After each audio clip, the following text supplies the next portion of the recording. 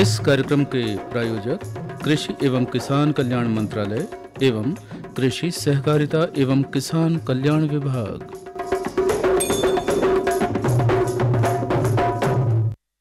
कार्यक्रम किसान वाणी सुन रहे हमारे सभी किसान भाइयों बहनों को सौरभ भैया और पीयूष भैया की राम राम। और आप सभी का बहुत बहुत स्वागत है आज की चौपाल में। सौरभ भैया आपको भी हमारी राम राम। राम राम पीयूष भैया, राम राम।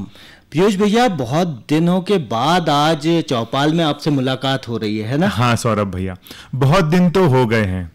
ये बताइए कि खेत में क्या कामकाज चल रहा है और फसल के क्या हाल हैं?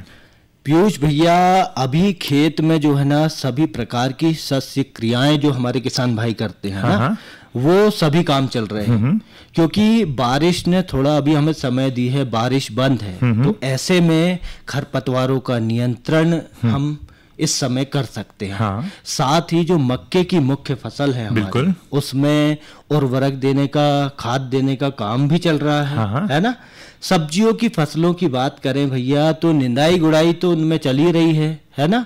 साथ ही उनकी जरूरत के हिसाब से पानी भी यानी सिंचाई भी हम कर रहे हैं अभी। और पीयूष भैया, इसके साथ साथ एक और महत्वपूर्ण काम है जो किसान भाई बहन कर रहे हैं। वो क्या है बताएं? बताइए बताइए भैया। देखिए, बारिश का समय है ना? मेड़ों पे खरपतवार और कई प्रकार की झाड़ियां उगाती हैं, तो मेड़ों की सफाई भी बहुत जरूरी है। बिल्कुल भैया, तो बहुत ही जरूरी काम है भैया। और ये तो फसल की बढ़वाड़ के लिए बहुत ही जरूरी काम होता है। और इन क्रियाओं से फसल को पूरा पोषण भी मिलता है और उत्पादन भी अच्छा मिलता है। बिल्कुल। अच्छा पीयूष भैया, अब ये तो बताइए कि आज की चौपाल में हम किसान भाई बहनों के लिए क्या खास जानकारी लेकर आए हैं?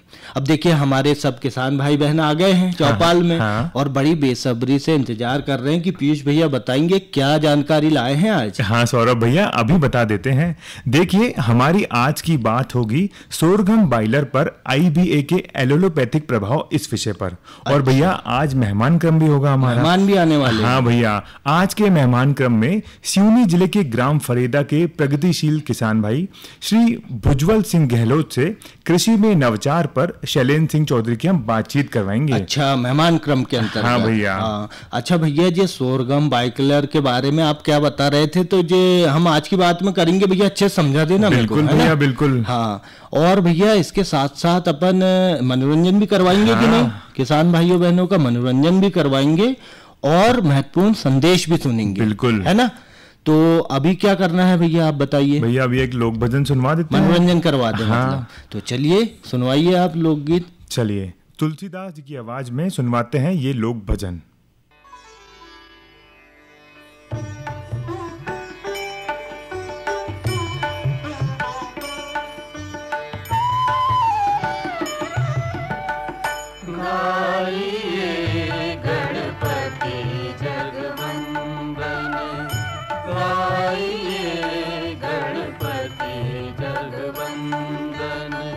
शंकर सुवन भवानी नंदन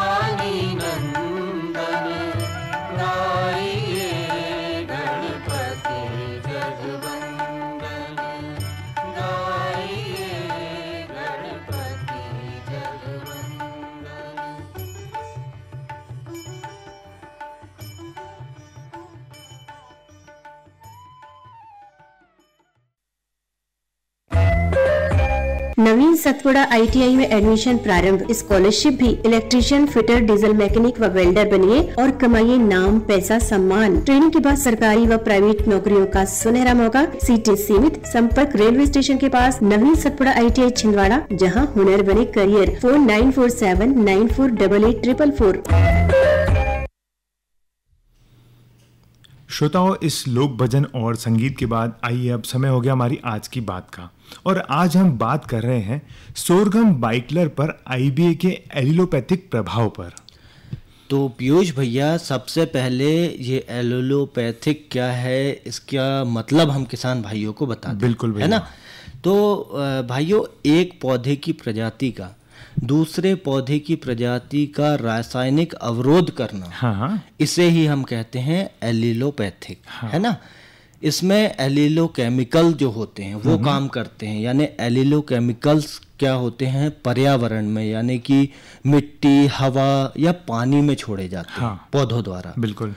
जो साथ में जो दूसरे पौधे लगे होते हैं उनकी वृद्धि, अंकुरण और विकास को प्रभावित करते हैं। हाँ भैया, तो किसान भाइयों, सबसे पहले हम बीज के अंकुरण और शुरुआत की प्रभाव के बारे में बात करते हैं। भाइयों, जो एलिलोकेमिकल्स होते हैं वे पौधों की पानी की जो सोखने की क्षमता है और हार्मोन के संतुलन को प्रभावित करके उसमें बाधा डालते हैं। बिल्कुल। उसमें रोक लगाते बिल्कुल हैं। हाँ। इससे अंकुरण में देरी या अंकुरण नहीं होने की समस्या आती है। बिल्कुल इसके प्रभाव से गेहूं में अंकुरण प्रतिशत भी जो इसकी कमी होती है उसमें प्रतिशत में कमी हो जाती है। मतलब भैया, आप कह रहे हैं कि ये पानी सोखने की जो क्षमता है पौधे की, उसको कम कर देता है। कम करता है। तो भैया, स्वाभाविक सी बात है कि जो अंकुरण है वो प्रभावित होगा और कम हो जाएगा। है ना। तो किसान भाइयों, ये केमिकल जड़ों को बढ़ने नहीं देते। इससे अंकुरण नहीं हो पाता है। कोशिका विभाजन और बढ़वार को भी ये प्रभावित करता है। अंकुरण की स्थापना और जो पूरा पौधा है उसकी शक्ति को भी ये प्रभावित करता है। ये केमिकल झिल्ली को भी नुकसान करते हैं, जिससे कोशिका की कठोरता जो है वो कम हो जाती है। बिल्कुल, बहुत कम हो जाती है। किसान भाइयों, अंकुर की व्यवहारता और अन्य कारक को भी ये प्रभावित करता है। इसके अलावा कई एलिलोकेमिकल्स उत्पादन को बढ़ावा भी हैं, इसको बढ़ावा भी देते हैं। इस केमिकल के कुछ एंजाइम जो अंकुरण के दौरान स्टार्च के टूटने के लिए मदद करते हैं वे भी बाधित होते हैं इससे, और ऊर्जा का संचालन इससे खराब होता है, जिससे देरी में अंकुरण या असामान्य अंकुरण आकृति विज्ञान का कारण बनता है। बिल्कुल। किसान भाइयों, कुछ पौधे जैसे हम बात करें सोरगम बाइकलर की, तो ये एलिलोपैथिक की तरह व्यवहार करते हैं। ये जड़ विस्तार और माइक्रोबियल की वृद्धि को भी रोकता है। इसका उपयोग हम अलग अलग प्रकार के जो खरपतवार होते हैं पीयूष भैया अपने खेतों में, जैसे हम अभी बात कर रहे थे शुरू में, है ना, तो उनकी वृद्धि को भी रोकता है, यानी उनके विरुद्ध हम इसका उपयोग कर सकते हैं। बिल्कुल भैया। किसान भाइयों, एलिलोकेमिकल्स पोर्थोनिन और फोनोलिंग जो हम एसिड की बात करें तो ये माइक्रोटिस एंजाइम गतिविधि और झिल्ली को प्रभावित करता है। तो किसान भाई बहनों, हम आप सभी को बता दें कि आप सुन रहे हैं प्रायोजित कार्यक्रम किसान वाणी, और कार्यक्रम के इस भाग के प्रायोजक हैं कृषि एवं किसान कल्याण मंत्रालय एवं कृषि सहकारिता एवं किसान कल्याण विभाग। तो पीयूष भैया, हम बात कर रहे थे कि प्रमुख जो एलिलोकेमिकल हैं, जिनमें सिनेओल आता है ना, फेनोलिक्स आता है और टेरम्पेन्स आते हैं। तो इनके प्रभाव की अगर हम बात करें कि इनका क्या प्रभाव है, तो वाष्पशील तेल और पानी में घुलनशील जो यौगिक हैं उनके अंकुरण और जड़ के विस्तार को ये प्रभावित करते हैं। भैया, अनाज और फलीदार फसलों के विरुद्ध इनका उपयोग हम कर सकते हैं। बिल्कुल। किसान भाइयों, एलिलोकेमिकल्स एडारजेरेक्टिन और लिमोनोसाइड, इनके प्रभाव की हम बात करें तो हार्मोनल संतुलन और एंजाइम फंक्शन को ये बाधित करता है। इसका उपयोग मोनोकॉट और डाइकोट दोनों फसलों के विरुद्ध कर सकते हैं। बिल्कुल। ऑरेंज सैटिवा जो एक चावल की किस्म है भैया, है ना, तो इसका जो एलिलोकेमिकल है वो खरपतवार के अंकुरण को रोकता है ना, और चावल की एलोपैथी जो है टिकाऊ धान की खेती में एक बढ़ता हुआ क्षेत्र है भैया। एलिलोकेमिकल फेनोलिक एसिड बीज के अंकुरण को रोकता है और अंकुरण शक्ति को कम करता है। बिल्कुल सही कहा आपने भैया। किसान भाइयों, सरसों परिवार की हम बात करें तो सरसों परिवार के केमिकल्स खरपतवार के बीज और मिट्टी के रोगजनों के लिए ये विषैला होता है।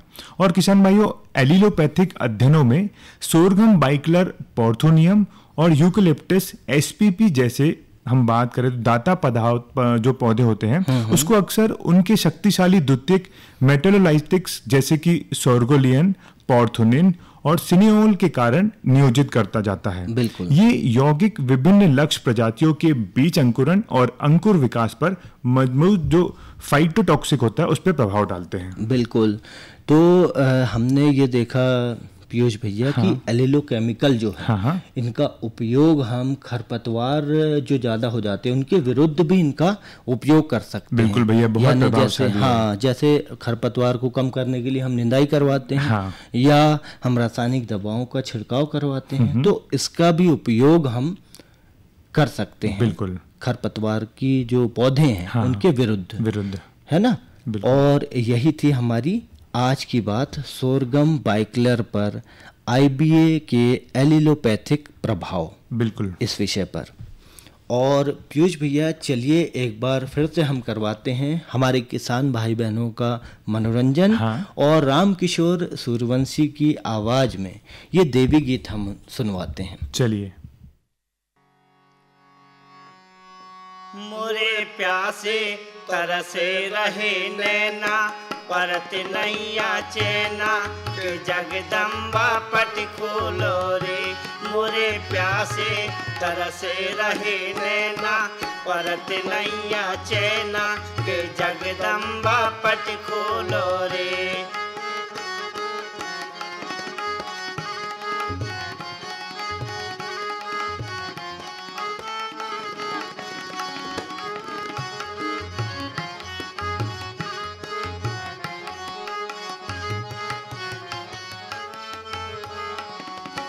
मोरी बहुत प्यारी मैया, प्यारी मैया, मोरी बहुत प्यारी मैया, दरस मोहे दे दैयो रे। मोरी बहुत प्यारी मैया, दरस मोहे दे दैयो रे। तोरे टेको चरण देवी दुर्गा की, हाँ देवी दुर्गा शरण मोहे ले लइयो रे। तोरे टेको चरण देवी दुर्गा की, हाँ देवी दुर्गा शरण मोहे ले लइयो रे।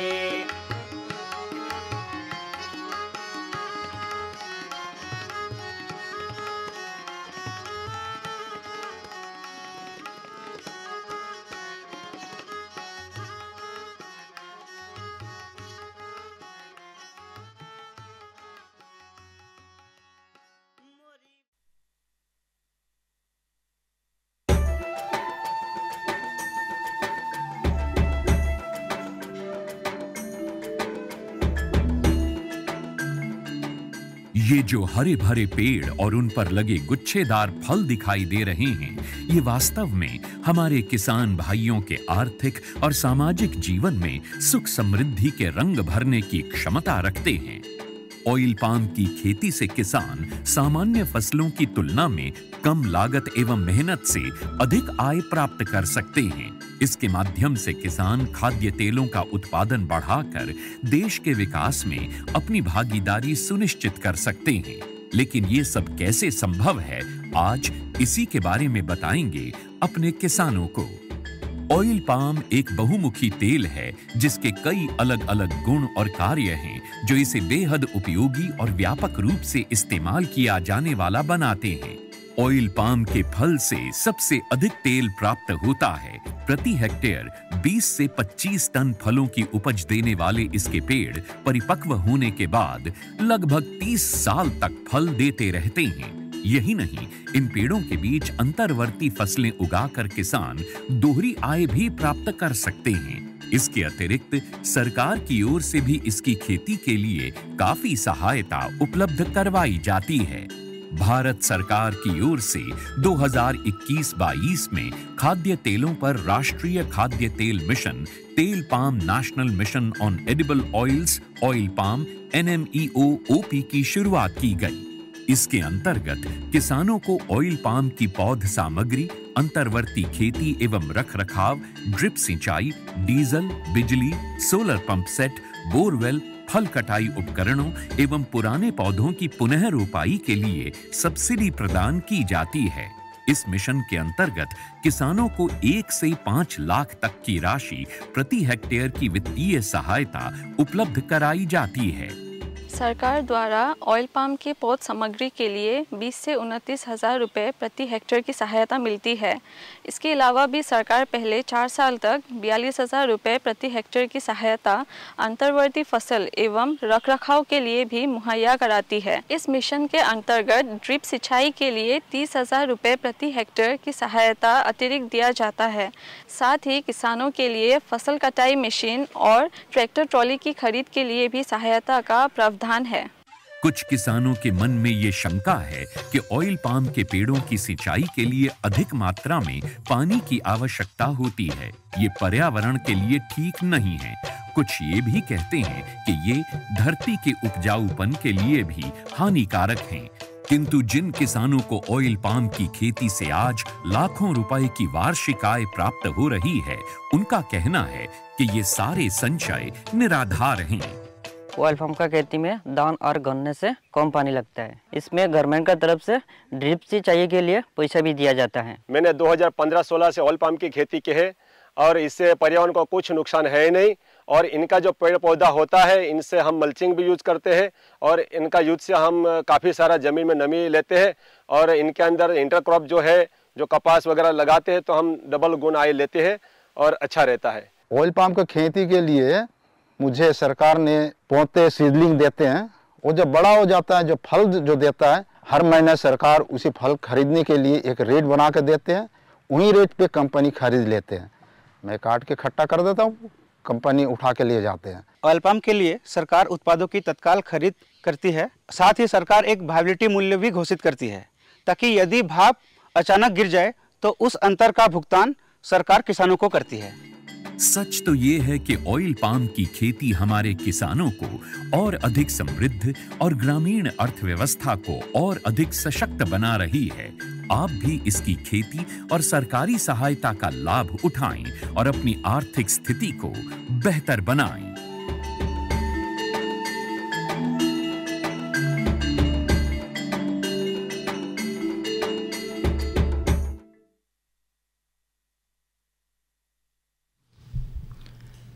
तो पीयूष भैया, इस संदेश और देवी गीत के बाद में आपने बताया था भैया आज मेहमान भी आने वाले हैं ना। तो भैया मेहमान आ गए हैं शायद, और आज के हमारे मेहमान हैं भुजबल सिंह गहलोत जी, है ना। जो सिवनी जिले के ग्राम फरेदा के रहने वाले प्रगतिशील कृषक हैं। हाँ भैया। और खेती में नवाचार करते रहते हैं, है ना। तो खेती में नवाचार पर शैलेंद्र सिंह चौधरी की इनसे हम बातचीत सुनते हैं। चलिए। कार्यक्रम किसान वाणी सुन रहे सभी श्रोताओं को शैलेंद्र भैया की राम राम। और किसान भाइयों, कार्यक्रम किसान वाणी में मेहमान क्रम के अंतर्गत आज हमारे साथ है सिवनी जिले के ग्राम फरेदा के प्रगतिशील किसान भुजबल सिंह गहलोत जी। भुजबल सिंह गहलोत जी कृषि यंत्रों में नवाचार के लिए प्रसिद्ध हैं। तो आइए किसान भाइयों, इनसे बात करते हैं भुजबल सिंह गहलोत जी से, जिन्होंने कृषि यंत्रों में नवाचार किए। गहलोत जी, आपको मेरी और कार्यक्रम किसान वाणी सुन रहे सभी किसान भाइयों बहनों की तरफ से राम राम। राम राम। भुजबल सिंह जी, ये बताइए कि ये नवाचार है क्या, इसका उद्देश्य क्या है? किसान भाइयों राम राम। आज के परिवेश में हम देख रहे हैं कि हमें कृषि में नित्य नए आधुनिक यंत्रों का समावेश करना अति आवश्यक हो गया है। बिल्कुल। ऐसे में हम अपने कृषि कार्यों के लिए अनुपयोगी सामग्री से हमने कुछ कृषि यंत्र बनाए हैं, जिनका उद्देश्य किसानों को सुगमता और सरलता से कृषि कार्य करने में सहायक रहे। तो भुजबल सिंह जी, आपने ये नवाचार में क्या क्या चीजें बनाई हैं? आदरणीय चौधरी जी, हमने ये नवाचार में जो हमारे घरेलू कार्यों में या जो हमारे फाइबर के खराब ड्रम के जो ढक्कन रहते हैं, उन ढक्कनों का हमने सदुपयोग करके और कृषि कार्य में इनको उपयोग के लिए बनाए हैं। जैसे इसमें फाइबर के फावड़े, तो एक फाइबर फावड़ा नंबर 1, फिर फावड़ा P12, फावड़ा P3 और फावड़ा P4, ऐसे 4-5 फावड़े जो बनाए हैं उनका अलग अलग उपयोग है। एक फावड़ा जिससे हम अनाज तो पका लेते हैं मगर हमें सुखाने में बड़ी समस्या होती है, क्योंकि कोई भी अनाज को हम पका तो लेते हैं मगर बिना सुखाए उसको मार्केट में बेच नहीं सकते, तो इसलिए एकत्रित करने के लिए एक बड़ा फावड़ा बनाया। फिर सर दूसरा नंबर 2 जिसका हमने नाम दिए फावड़ा फाइबर 2, तो जिसमें V आकार की 2 कटिंग लगाई, तो उससे हम अनाज को लाइनों में सुखा सकते हैं, तो सुखाने के लिए ये हो जाता। फिर इसी में हमने देखा कि अनाज सुखाने में थोड़ा समय लगता है, तो फाइबर फावड़ा 3 रखा।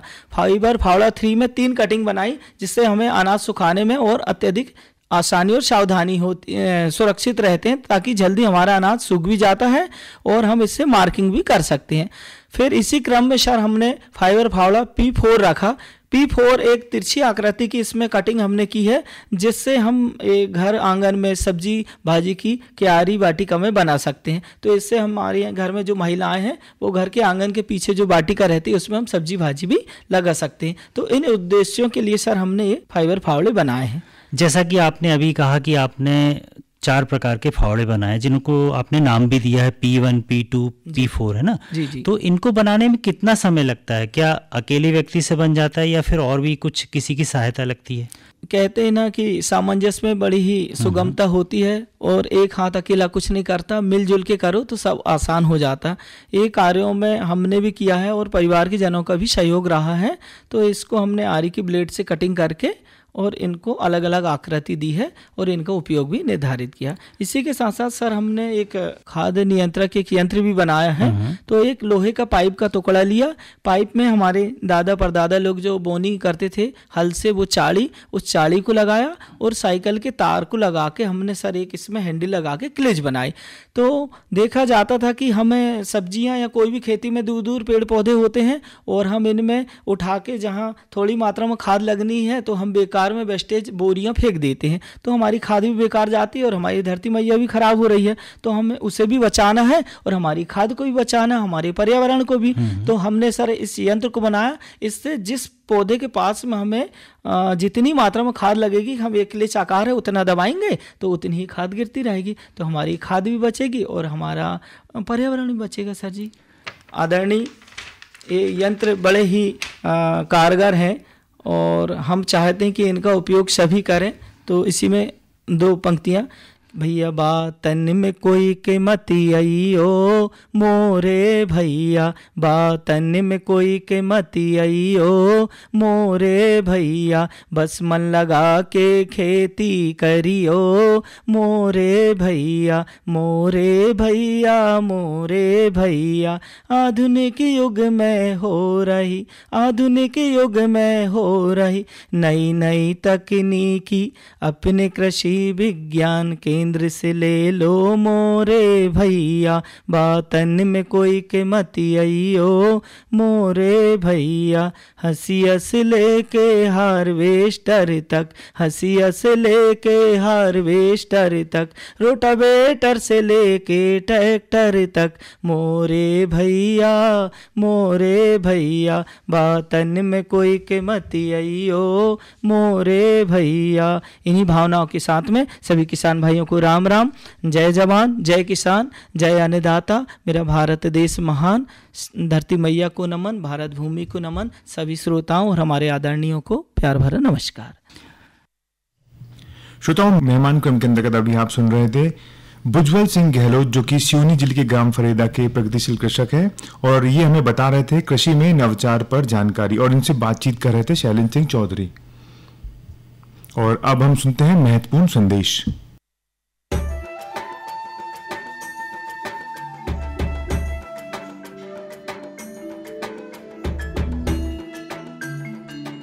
मैंने 2015-16 से ऑयल पाम की खेती की है और इससे पर्यावरण को कुछ नुकसान है ही नहीं, और इनका जो पेड़ पौधा होता है इनसे हम मल्चिंग भी यूज करते हैं और इनका यूज से हम काफ़ी सारा ज़मीन में नमी लेते हैं, और इनके अंदर इंटरक्रॉप जो है, जो कपास वगैरह लगाते हैं तो हम डबल गुण आय लेते हैं।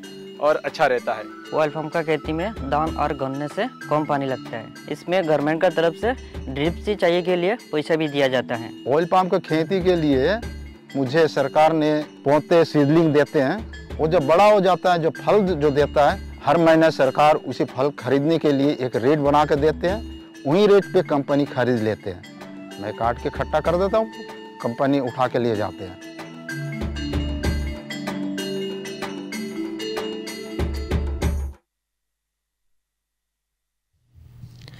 तो पीयूष भैया, बहुत सारे संदेश आपने सुनवा दिए भैया, है ना? हाँ भैया, संदेश भी तो बहुत महत्वपूर्ण होते हैं। इसी से तो हमारे किसान भाई को सारी जानकारी प्राप्त होती है। बिल्कुल जानकारी प्राप्त होती है और संदेश हमने सुनवा दिए। साथ में भैया फिर से मनोरंजन करने का मन है मेरा। बिल्कुल भैया। तो क्या बोलेंगे आप, मनोरंजन करवा दें? हाँ भैया। तो चलिए सुनवाते मेम देवी गुप्ता और उनकी सहेलियों की आवाज में ये लोक भजन।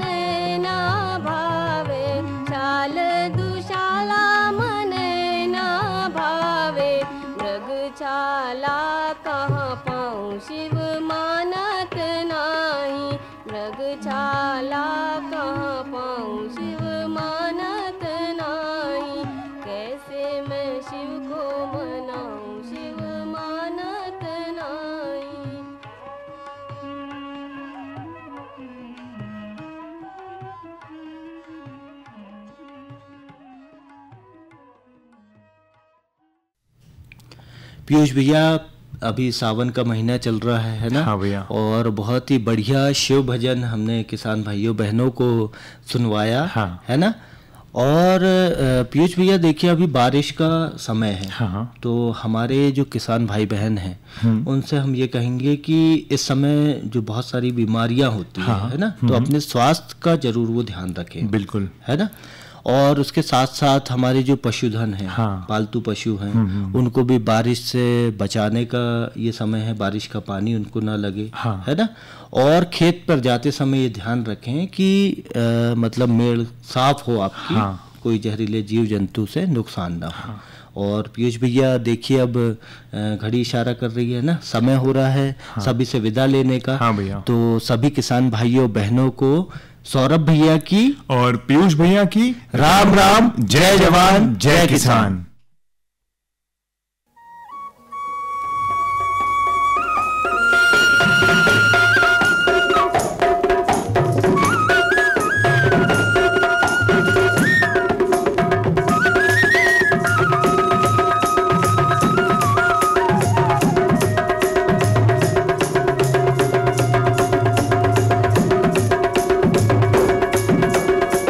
इस कार्यक्रम के प्रायोजक कृषि एवं किसान कल्याण मंत्रालय एवं कृषि सहकारिता एवं किसान कल्याण विभाग।